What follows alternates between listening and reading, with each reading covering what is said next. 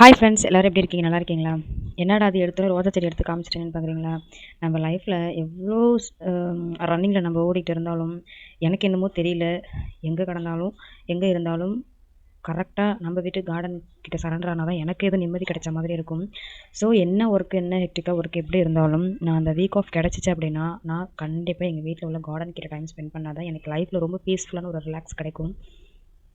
So நான் என்ன பண்ணிகிட்ருக்கேன் அப்படின்னா, நம்ம என்ன விஷயங்கள், என்ன வேலைகள் பண்ணாலும், அது வந்து பண்ணுவோம். அந்த வேலையை நம்ம எடுத்து போட்டு பண்ணுவோம். பட் நம்ம அதில் ஒரு விஷயம் பார்க்கணும் அப்படின்னா, நம்ம எந்த அளவுக்கு டெடிகேட்டடாக பண்ணுறோம், எந்த அளவுக்கு ஃபுல் ஃப்ளெஜ்டு கான்சன்ட்ரேஷனோட பண்ணுறோம். ஸோ இதெல்லாம் பொறுத்து தான் நம்மளுக்கு கிடைக்கக்கூடிய அந்த அவுட்புட் ஆஃப் ரிசல்ட் என்ன அப்படிங்கிறது தெரியும். இப்போ நம்ம காலேஜ்க்கு போகிறோம், ஏதோ பாஸ் ஆகணும், ஜஸ்ட் லைக் தட் புக் எடுத்து பார்க்குறோம், இயர் பாஸ் ஆகுது, பாஸ் ஆகிறோம், அதுக்கப்புறம் ஒரு ஜாப் ஜாயின் பண்ணுறோம். ஏன் அதை நம்ம இன்னும் கான்சன்ட்ரேட்டடாக அந்த ஒழுங்காக நல்லா படித்தா ஏன் நம்ம இன்னும் நிறைய மார்க் வாங்கக்கூடாது? அந்த ஏனோ தானோங்கிற ஒரு விஷயத்தில் நம்ம ஈடுபடுறதுக்கு இன்ட்ரெஸ்ட்டாக, டெடிகேட்டடாக, கான்சன்ட்ரேஷனோடு நம்ம அந்த விஷயத்தை பண்ணுறோம் அப்படின்னா, நம்ம எதிர்பார்க்குறத விட இன்னும் நம்ம எக்ஸ்பெக்ட் பண்ண முடியாத அளவுக்கு அன்எக்ஸ்பெக்டடாக நிறைய விஷயங்கள் நடக்கலாம். அது நம்ம கையில் தான் இருக்குது. ஸோ என்னடா அது இந்த பொண்ணு ஏதோ அட்வைஸ் பண்ணுது, ஏதோ பேசுது அப்படின்னு உங்களுக்கு புரிகிற மாதிரி தான், தெரிகிற மாதிரி தான் இருக்கும். இந்த வீடியோவை நீங்கள் ஃபுல்லாக பாருங்கள். அப்போது இந்த எண்ட் ஆஃப் த வீடியோ உங்களுக்கு என்ன புரிஞ்சிச்சு அப்படிங்கிறத நீங்கள் கமெண்ட் செக்ஷனில் சொல்கிறத பொறுத்து தான் நான் என்ன சொல்லியிருக்கேன் அப்படிங்கிறது புரியுது அப்படிங்கிறது எனக்கு தெரியும். ஓகே, இந்த ரோஜா செடி நான் வந்து சீர்காழி போகும்போது வாங்கினேன். 2 ரோஜா செடி வாங்கினேன். இந்த 2 ரோஜா செடியில் 2 ரோஜா செடியுமே தனித்தனி பிளேஸில் வச்சோம்.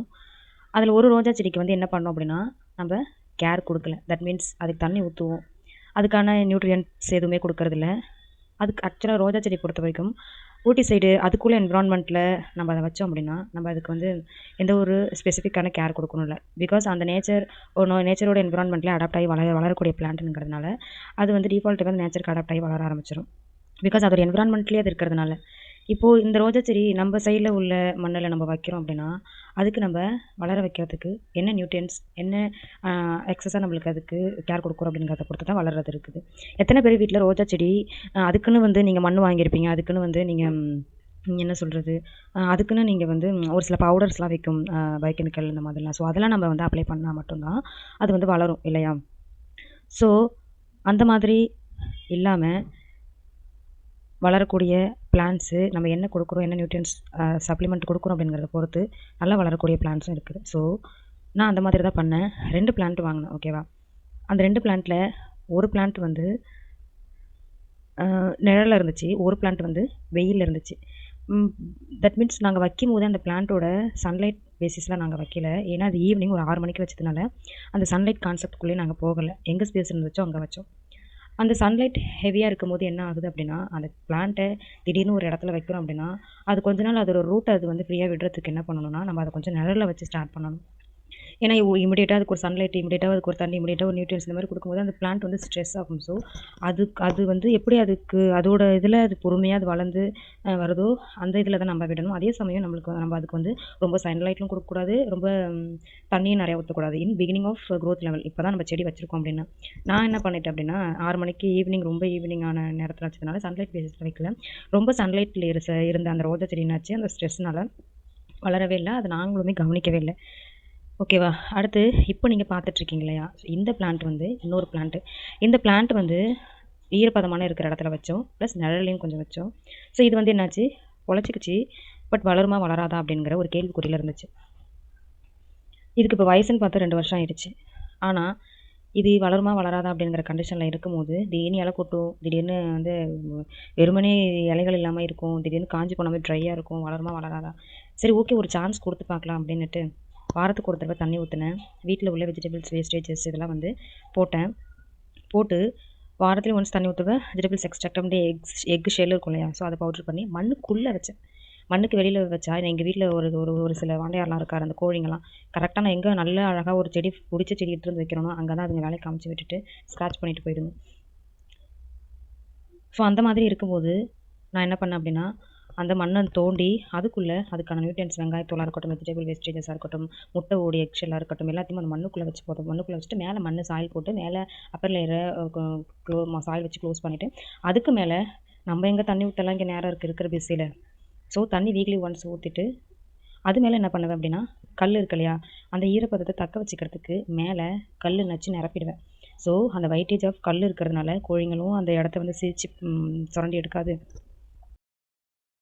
இப்போ இந்த பிளான்ட் வந்து அது ரூட்டு விடுற வரைக்கும் தான் அதுக்கான கேர் நான் கரெக்டாக கொடுத்தேன். கரெக்டாக அதை வந்து ஃபோக்கஸ் பண்ணேன். இந்த பிளான்ட்டை நான் எப்படியாவது வளர வச்சிடணும். ஏன்னா அந்த 2 ரோஜா செடியில் ஒரு ரோஜா செடி வந்து 50 ருபீஸ்க்கு வாங்கினோம். ஒரு ரோஜா செடி வந்து 150க்கு வாங்கினோம். அந்த 150 ரோஜா செடி இறந்து போயிடுச்சு. பிகாஸ் அதுக்கான கரெக்டாக நியூட்ரியன்ஸ் எதுவுமே இல்லை. ஸோ அது என்ன பண்ணும், இறந்து போயிடுச்சு. இந்த 50 ருபீஸ்க்கு வாங்கின இந்த ரோஜா செடி ரொம்ப சின்னதாக இருந்துச்சு வாங்கும்போது.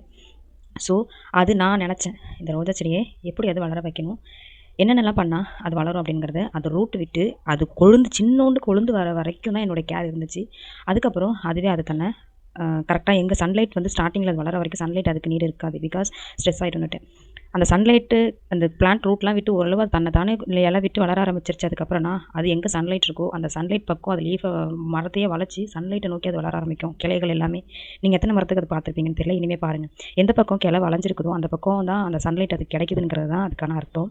ஸோ இந்த மாதிரி தான் என்னுடைய ரோஜா செடியை நான் க்ரோத் வந்துச்சு அப்படிங்கிறத நான் வந்து ரொம்ப ஹாப்பியாக சொல்லிக்கிறேன். எதுக்கு சொல்கிறேன் அப்படின்னா, 2 ரோஜா செடி வாங்கினேன், ஒரு ரோஜா செடி கேர் இல்லை. ஒரு ரோஜா செடிக்கு நான் டெடிகேட்டடாக அதை வளர்க்கணும் அப்படிங்கிறது நம்பிக்கையோடையும் அதுக்கான எஃபோர்ட்டையும் நான் போட்டதுனால அதுக்கான அவுட்புட் ரிசல்ட்டு இப்போது நிறைய ரோஜா செடி, தட் மீன்ஸ் நிறையா ரோஜா செடிகளில் கிளைகள் விட்டு நிறைய பூக்கள் பூக்குது. இப்போ நான் அதுக்கு கரெக்டான நியூட்ரியன்ஸ் கொடுக்கணும்னு அவசியம் இல்லை, தண்ணி ஊற்றணும்னு அவசியம் இல்லை. வீக்லி ஒன்ஸ் அக்கேஷ்னலாக மட்டும்தான் அதுக்கான கவனிப்பு லைட்டாக இருக்கும். பட் ஸ்டார்டிங்கில் அதுக்கான ரூட்டை விடுற வரைக்கும் என்னோடய கேர் இருந்துச்சு. அவ்வளோதான். ரொம்ப நல்லா இருக்குல்ல, இந்த மாதிரி நம்ம வந்து பிடிச்ச விஷயத்தை தான் பண்ணுறோம். பட் அதை ஏனோ தானோன்னு பண்ணாமல் அது கொஞ்சம் ஃபுல் ஃப்ளெட்ஜ்டாக எப்படி சொல்கிறது, ஒரு டெடிகேட்டட் நார்மல் எஃபோர்ட் இல்லாமல் டெடிகேட்டட் எஃபோர்ட் போட்டோம்னா அதோட அவுட்புட் வந்து நீங்கள் எக்ஸ்பெக்ட் பண்ணுறதை விட பல மடங்கு அதிகமாகவே ஒரு ஹாப்பி மூமெண்ட்டை கொடுக்கக்கூடிய ஒரு விஷயமா அந்த விஷயம் உங்களுக்கு இருக்கும். ஸோ எந்த விஷயங்களாக இருந்தாலும் இன்ட்ரெஸ்ட்டாக இருந்தாலும் அது நார்மலாக பண்ணாமல் ஒரு டெடிகேட்டட் எஃபெக்டோடு கொண்டு போங்க, நல்லபடியாக எல்லாமே நடக்கும் அப்படிங்கிறத இந்த வீடியோவில் நான் உங்களுக்கு சொல்கிறேன். ஸோ வாங்கிட்டு வந்த செடி வளருமா வளராதானுங்கிற சுச்சுவேஷன் கடந்து இப்போ பல பூக்கள் கொடுக்குது. அதில் ஒரு பூக்கள் எடுத்து எங்கள் அம்மா கிட்ட கொடுக்கும்போது அதில் இருக்கக்கூடிய சந்தோஷமே தனி தான். ட்ரை பண்ணுங்கள். இந்த வீடியோ பிடிச்சிருந்துச்சு லைக் பண்ணுங்கள், மறக்காமல் சப்ஸ்கிரைப் பண்ணுங்கள். பாய்.